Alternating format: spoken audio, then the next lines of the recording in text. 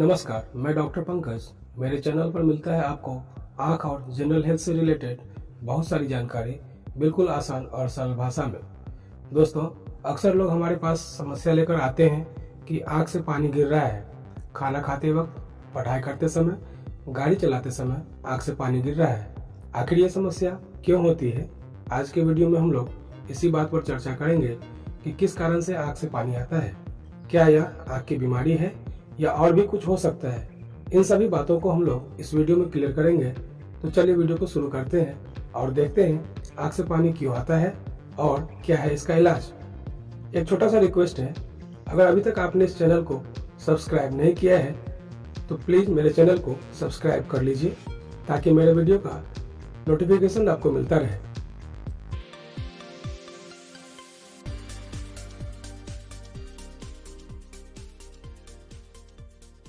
सबसे पहले ये जानते हैं कि आंसू कैसे बनता है और कैसे बहता है। आपकी हेल्दी आंख के लिए आंसू काफी जरूरी है। यह आपकी आंख को गीला और चिकना रखता है, इन्फेक्शन और गंदगी से भी बचाता है। ये आपकी आंखों को साफ रखते हैं। आंसू टीयर्स ग्लैंड या ग्रंथि में बनते हैं और वहां से निकलते हैं और आंख के चारों तरफ पलक के माध्यम से फैल जाते हैं। ये ग्लैंड प्रत्येक आंख के ऊपर होती है। जब आप पलकें झपकाते हैं तो आपके भीतर की पलकें आंख में आंसू फैलाती है ताकि आंख को लुब्रिकेट और हेल्दी रखा जा सके। फिर आंसू आंख के नेजल साइड में बने छिद्रों में चले जाते हैं जिन्हें हम पंक्टा कहते हैं और फिर अंततः आपके नाक में चले जाते हैं। आंसुओं से निकलने वाली नमी आपके शरीर में पुनः एब्जॉर्ब हो जाती है या इवेपोरेट हो जाती है। आंसू क्यों निकलते हैं, अब हम लोग ये जानेंगे। आंसू के पीछे पूरी तरह से साइंस काम करता है। जब हम और आप इमोशनल होते हैं, प्याज या कोई तीखी चीज काटते हैं, आंख में कुछ चला जाता है, तब आंसू अपने आप निकलने लगता है। आंसू आंख के टीयर्स ग्लैंड से निकलने वाला तरल पदार्थ है जो पानी और नमक के मिश्रण से बना होता है। इसमें water, salt, antibodies and lysozyme पाया जाता है जो कीटाणुओं को मारकर हमारी आंख को हेल्दी रखता है। आंख में आंसू बनना और निकलना आंख की एक स्वाभाविक प्रक्रिया है। इंसान की आंख में 3 तरह के आंसू निकलते हैं जो इस प्रकार है। सबसे पहला वेसल्स, टीयर्स। इस तरह के आंसू आंखें झपकने पर निकलते हैं।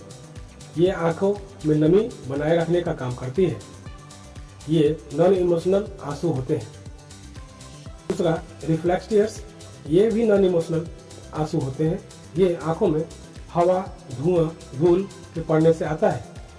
इमोशनल टीयर्स, दुख, निराशा, गम होने पर जो आंसू निकलते हैं वो इमोशनल आंसू होते हैं।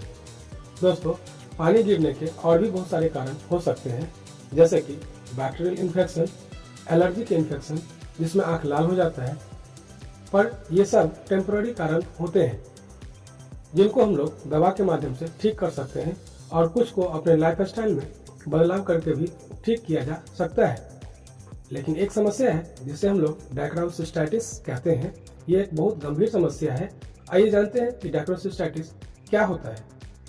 आंख अंदरूनी कोने में, जिसे हम आंसू की थैली कहते हैं, का संक्रमण है जो आपकी आंखों से निकलते समय आंसू की थैली से होकर बहते हैं। आंसू आपकी आंखों को हाइड्रेट, साफ और बैक्टीरिया से मुक्त रखने में मदद करती है।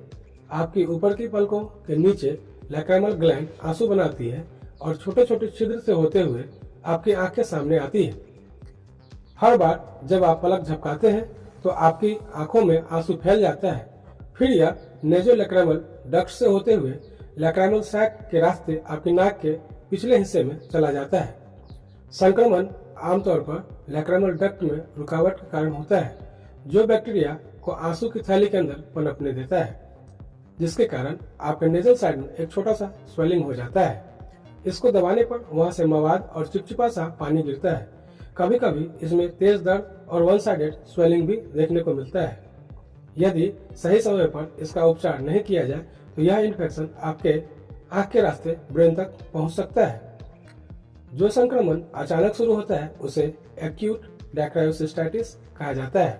संक्रमण जो लंबे समय तक रहता है उसे क्रॉनिक डायक्रायोसिस्टाइटिस कहा जाता है।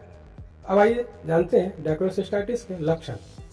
एक्यूट डैक्रोसिस्टाइटिस के लक्षण इस प्रकार है।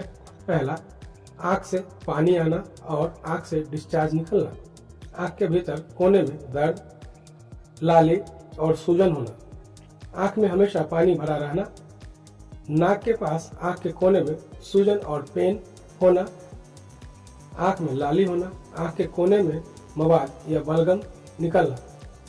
डैक्रोसिस्टाइटिस के अब उपचार क्या है? डैक्रोसिस्टाइटिस जब होता है तो रोगी के उम्र के आधार पर विभिन्न तरीकों से इसका इलाज किया जाता है। छोटे बच्चों में इसका क्या इलाज है? लैक्रिमल डक्ट का बाधा जन्मजात होता है और वह झिल्ली जो नेज़ोलैक्रिमल डक्ट के टर्मिनल सिरे को कवर करती है और जो सामान्य रूप से जीवन के पहले कुछ घंटे के दौरान खुल जाती है। कुछ बच्चों में ये डक्ट नहीं खुल पाता है। छोटे बच्चों में मसाज थेरेपी। ऐसा बच्चा जिसका उम्र 1 साल से कम होता है, उन बच्चों को मसाज के माध्यम से ब्लॉक नली को खोलने का प्रयास किया जाता है। 1 साल से उम्र के ज्यादा के बच्चों में मसाज थेरेपी बहुत कारगर साबित नहीं होती है।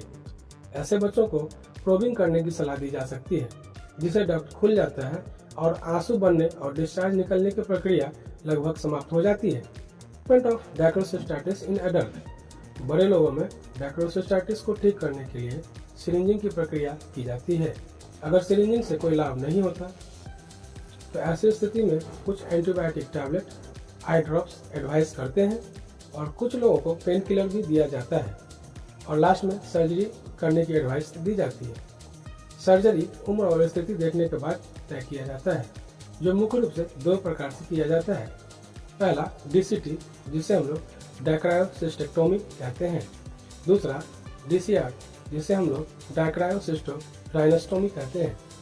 पहले प्रकार की सर्जरी में पूरे सैक को निकाल दिया जाता है, जिससे मरीज को ऑपरेशन के बाद मवाद और कांची आने की समस्या खत्म हो जाती है। थोड़ा बहुत पानी गिरता रहता है।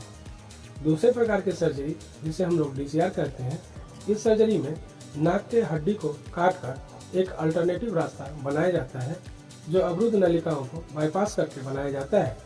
इस सर्जरी के बाद मरीज को पानी और डिस्चार्ज आने की समस्या बिल्कुल खत्म हो जाती है, पर कुछ मरीज में सर्जरी के बाद भी रास्ता ब्लॉक हो जाता है और पुनः पानी गिरने और डिस्चार्ज आना शुरू हो जाता है, जिसे हम लोग फेल्योर ऑफ DCR सर्जरी कहते हैं। इसलिए पानी गिरने की किसी भी समस्या के लिए अपने नेत्र रोग विशेषज्ञ से सलाह करें, ताकि सही समय पर सही उपचार करके पता लगाया जा सके कि आखिर पानी क्यों गिर रहा है। सही समय पर उपचार करने से डैक्रोसिस्टाइटिस की समस्या होने का चांसेस बहुत कम होता है। आशा करता हूँ कि आपको इस वीडियो में बहुत सारी जानकारी मिली होगी। आज के लिए बस इतना ही। और भी इंटरेस्टिंग वीडियो देखने के लिए मेरे चैनल को लाइक, सब्सक्राइब और शेयर कीजिए। Thank you. Take care.